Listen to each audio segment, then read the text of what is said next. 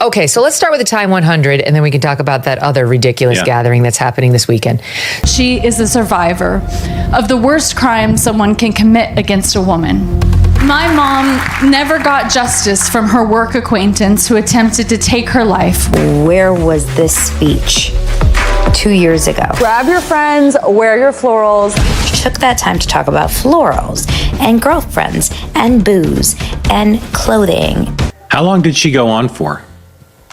Like 10 minutes. When the world throws shade, Blake Lively and Ryan Reynolds throw kisses.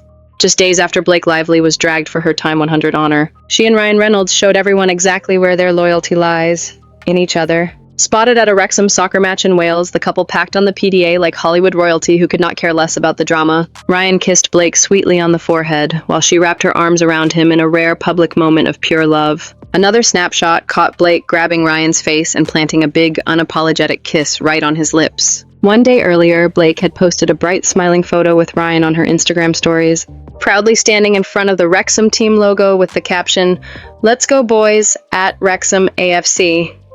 No cryptic messages, no hidden meanings, just pure positivity, a bold move in the middle of a firestorm. The backlash began after political commentator Megyn Kelly slammed Blake's inclusion in Time's most influential people list. Kelly didn't hold back. What are you most looking forward to seeing tonight? Well, I'm definitely hoping for some sort of a selfie in the distance with both Blake Lively and Meghan Markle, since they provided me with so many hours of content. There's a lot of controversy right now with Blake being on the Time 100 list. It's a ridiculous joke. She shouldn't be there. She has no influence over anything. Right. I mean, what do you think of when you read headlines like every day about her and Justin? I mean, I think she launched a fake MeToo allegation against him, and she's lived to regret doing it because virtually every allegation she has made has fallen apart. And so for her to be honored for doing that, to try to ruin a man over absolutely nothing, is a scandal. Yeah. And obviously they're looking for big stars to come here and generate pages on their magazines, but that was very wrong. Right. Are you going to be avoiding her inside because she's expected to be here with Ryan? I have a feeling she's going to be avoiding me. I won't be avoiding anybody. Yeah. I'm good. Yeah. And what do you think of her new movie, Another Simple Favor? People are saying she's feuding with Anna. Do you believe that? Or? I couldn't care less, but I do care when people bastardize Me Too allegations against, people who don't deserve it. And I think, notwithstanding the fact that they can lawyer up with very powerful PR people and lawyers and so on, we have to be very clear-eyed on what looks real and what doesn't, and call it out when it isn't. Otherwise, no one who's actually experienced these things. Calling it a ridiculous joke and claiming Lively had no influence over anything.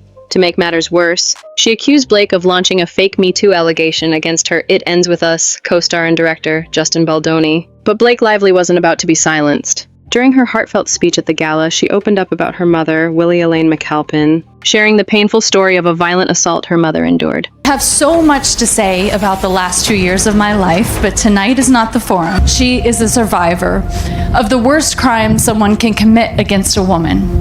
My mom never got justice from her work acquaintance who attempted to take her life when she was the mother of 3 young kids years before I was born. It's not for us to have shame.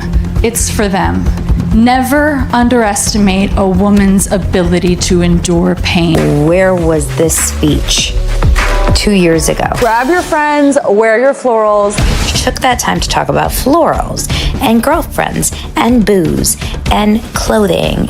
Blake revealed how her mom carried that trauma in silence, never receiving justice. It was a rare, vulnerable moment that cut through the glitz of the evening and showed the strength behind Blake's public image. As they pranced around in princess dresses that they are not and will likely never be safe. Not at work, not at home, not in a parking lot, in a medical office, not online, not in any space they inhabit. Not physically, not emotionally, not professionally. Thank you. Thank you. My God, what did you make of it? How long did she go on for? 10 minutes. Despite the noise, Blake chose to stand tall, to speak her truth, and to support causes that mattered deeply to her. And Ryan? He was right there by her side, not just in words, but in actions, kisses, and unwavering support. In a world quick to judge and even quicker to cancel, Blake and Ryan are proving that real loyalty, real love, and real courage are still louder than the hate. And something tells us they are just getting started.